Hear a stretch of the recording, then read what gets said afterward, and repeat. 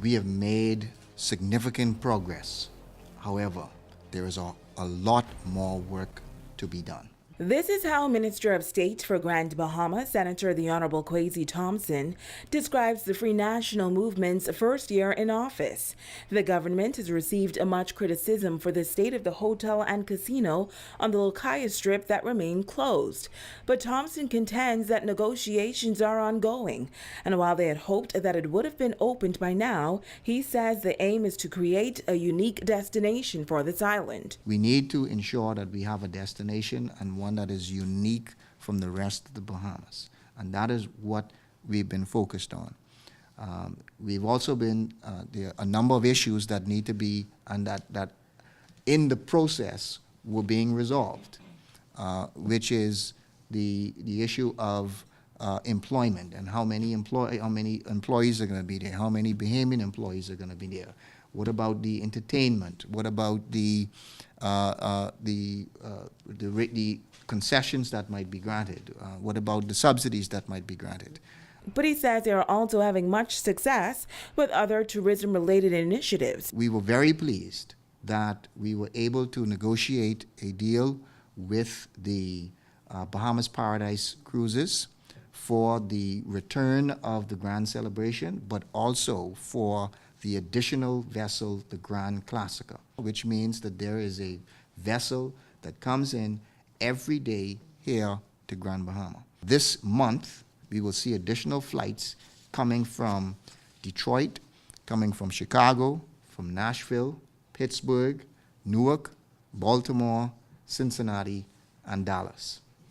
The Ministry of Tourism estimates that that's going to provide more than 16,000 additional passengers, air passengers, to come to Grand Bahama. The government has, along the tourism line as well, has approved the, in principle, with Grand Palm Beach Acquisitions Company, a major $2.8 billion investment for West End, which is the old former GIN project.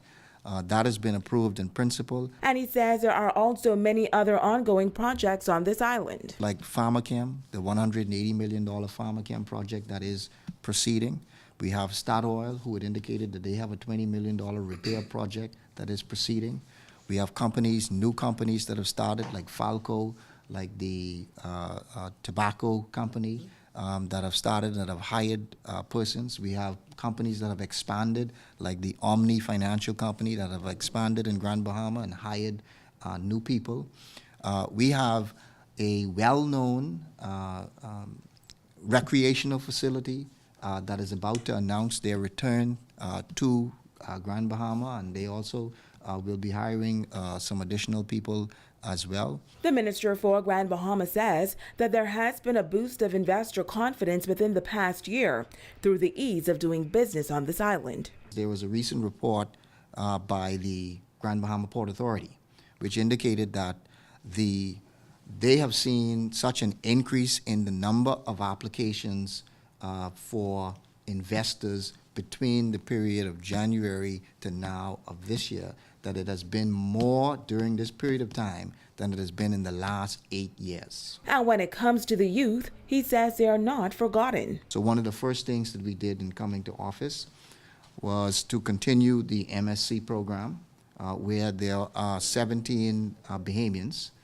who have been chosen to be trained and to work on the MSc cruise ships. We met the softball park in disrepair, and in fact even the track and the other facilities as well. And the government also embarked upon the repair of the softball facility. We also, when it comes to employment, continued the nursing program, where there were approximately 20 nurses who were being trained, and that was also being facilitated out of the Office of the Prime Minister here in Grand Bahama. Minister Thompson says their promise to make Grand Bahama a technological hub is also coming to fruition. The year, I believe, ended on a positive note with the introduction of the GIBC Technology Digital Company. This is a significant technology company that has offices all around the world. And I believe what is significant is because they indicated that because of the government's Technology Hub initiative, they decided to come to Grand Bahama and set up in Grand Bahama.